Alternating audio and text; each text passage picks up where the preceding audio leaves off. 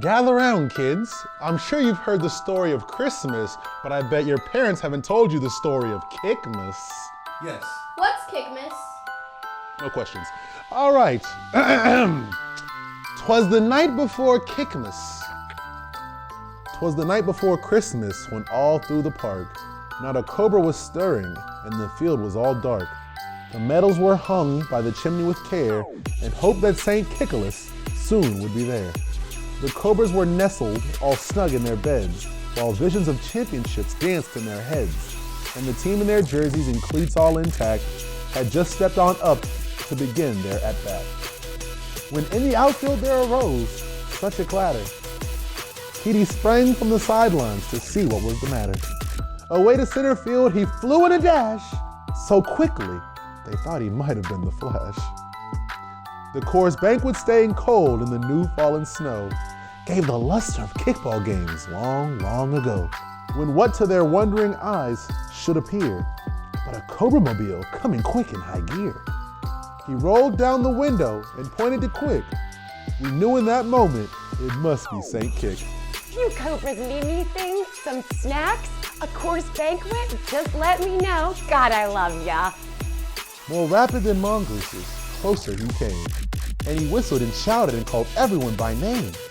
Now Keaty, now Preston, now Paul, Will, and Dee. On Allison, on Morgan, Alyssa, Sky, Lane, and Cece. Come on, Derek, let's go, Zach, and come on, Henry. Strike first, strike hard, and no mercy. As cobras that brumate through winters so cold, when they meet with an obstacle, never will fold. So through all 7 innings, they ran up the score, more than old St. Kickmas had ever seen before. And then in a twinkling, we heard in their wake the slithering and striking of each little snake. As they rounded the bases, cheered on from the beer leaders, spotting into home base, they were bound to be bleeders. Just like that from the clatter, Petey awoke in a daze to jolly St. Kickmas coming in all ablaze. A sack full of kickballs he had on his back, dressed in uniform black, except for his red hat. His eyes, how they twinkled, his smile, how merry. His cheeks were like roses, his nose like a cherry. His cleats were laced up, always ready to fight, and the beard of his chin was surprisingly not white.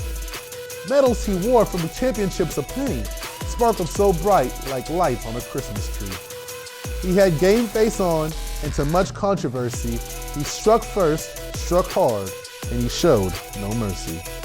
He left cold to the mongooses and cobra killers too, but he left us with hope and advice on what to do. With a wink of his eye and a hand on his heart, he gave us the inspiration to take back what was ours. He spoke not a word, yet said nothing but facts, and filled all the stockings, left game plays in stacks.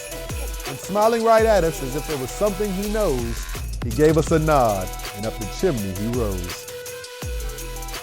At the Cobra-mobile, as he drove out of sight, he said, Merry Christmas to all, and to all, good night.